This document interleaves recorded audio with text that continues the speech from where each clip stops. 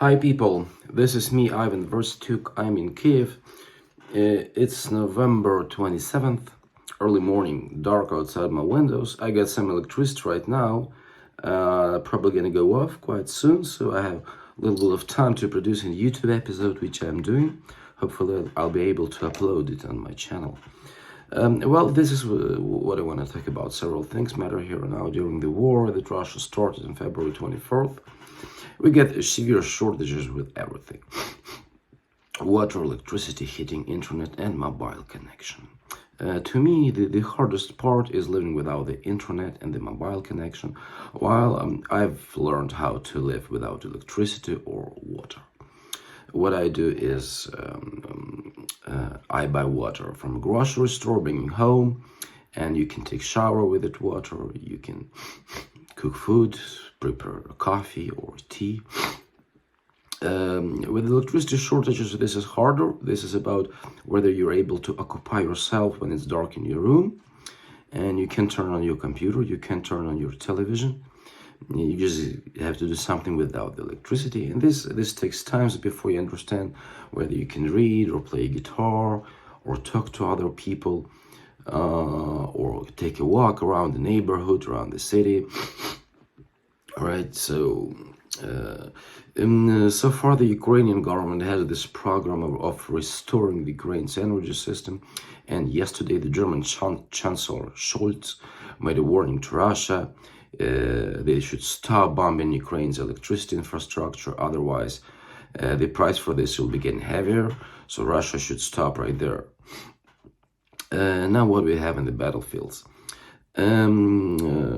Russians now keep more troops on the border to Ukraine's eastern regions, and they're trying to use the artillery to do the shelling of Ukraine's eastern territories through the border.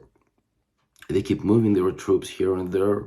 Those are tactical moves where they want to keep tensions high on the front lines. They just move here and there. They brought several sets of this heavier artillery, which is called Santsepyok. They used it back in Syria, where it was quite successful. Now they have it in the east. Try to use that artillery,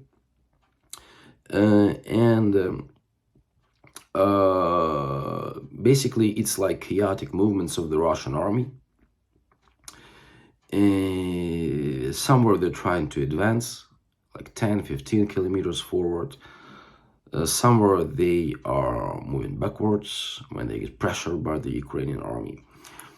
What we have in the south, after the Ukrainian army liberated the city of Kherson, Russians keep bombing it. The electricity in the city of Kherson has been substantially restored, at least for the use of grocery stores, hospitals, community centers, all kind of infrastructure facilities. Though private users sometimes still lack the electricity in Kherson. That's a problem and something that needs to be decided. What's important, several energy distribution companies in Ukraine used to be owned by Russian citizens. Russians, they've been buying Ukrainian energy assets from the government, from the state property fund, and they were owning those assets, earning money, earning dividends. And before the war, we kind of lived with it. We understood this was a threat. There was several, quite meaty, quite active Russian business people here on the ground in Kiev, in Ukraine, who were doing business in the energy. And now the government in Kiev, it nationalized basically those assets in the energy system, the distribution companies that Russians used to own, and now that's the Ukrainian government that owns them. Now, of course, now we don't want any Russian business in Ukraine, neither banks, nor retail outlets, nor energy companies, nothing. We don't want to do any business with Russia anymore. That's, after everything what happened, that's impossible, absolutely impossible. Ukrainians are so mad at Russians, and I wonder how much spirituality it might take to someday forgive the Russians what they did. This is going to be a long, long spiritual path for Ukrainian nation. So someday it could forgive Russians what they did. But that's not going to happen soon. The Ukrainians are mad at Russians, completely mad. They like all go into churches and pray that all Russians would die and the Russian Federation would disintegrate. This like Ukrainians go to the churches, all kind of churches, daily and pray for this stuff. So they look really mad. Let me tell you something about the economic situation. After severe blackouts, electricity blackouts throughout the country,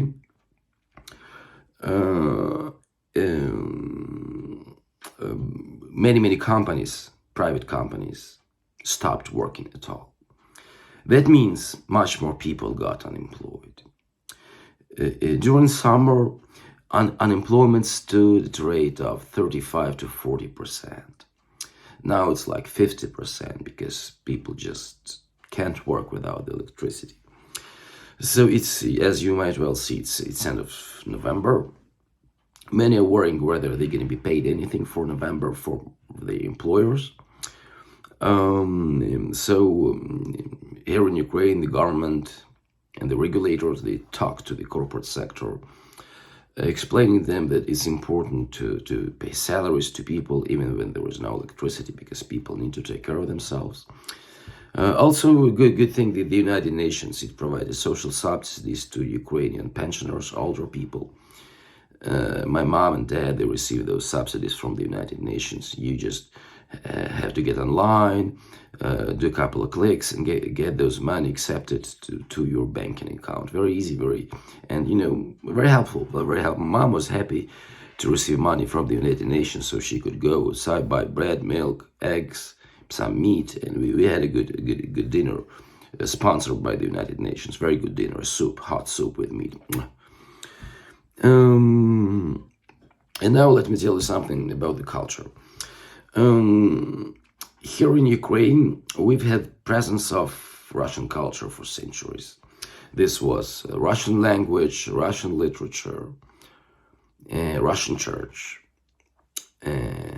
and we kind of lived with it. Like, it's been this way for centuries, and we were tolerant to people speaking Russian language, to monuments of Russian writers on the streets of Ukrainian cities, to the Russian church. I mean, we didn't care much. If people want to pray in the Russian church, go ahead and pray. That how was it before the war, before the invasion.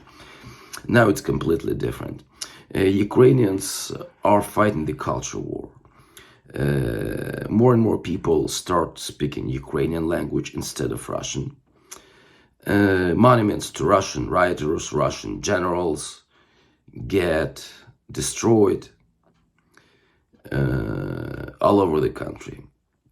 And police and Ukraine's security service are conducting counteroffensive operation throughout the Russian church in Ukraine. They go to monasteries, search them, and usually they find lots of Russian propaganda materials that were given to Ukrainian priests from Moscow, so they would tell people that God wants them to be Russian, God wants them to support Russia and Russian invasion. That's what Moscow Church was doing in Ukraine, obviously. This is completely illegal, especially during the war. So if Russian propaganda is going to tell you that the Ukraine is pressuring church and Christianity, just don't trust this. This wasn't a Christianity. This was Russian propaganda when a priest who was wearing a cross was telling you that you're Russian and you should be supporting Russia. Come on, this is not Christianity. This is propaganda thing. So we want to stop this. And we are having a proper dialogue with Russian church in Ukraine. We explain this is unacceptable what you're doing. You're going to be paying the price for this. Maybe you should go back to Russia if you're a priest who supports Russia. Maybe you should get arrested. Maybe you should just quit church service because you haven't been serving Christ. You have been serving Russia and Moscow. And this is a matter of security, right? This is not a matter of religious policy. This is a matter of security. This matters. So please support Ukraine's fight in the ongoing war, whether this is culture fight for the Ukrainian culture, whether this is fight on the battlefields. If you can do a donation, donate. We got this United 24 fund running. You can find it online and do your donation to the Ukrainian army.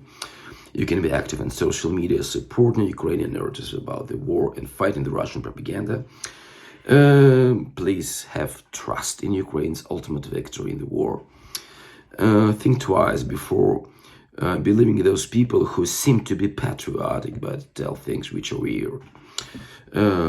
Keep your thinking creative, keep your thinking critical, support Ukraine, will win.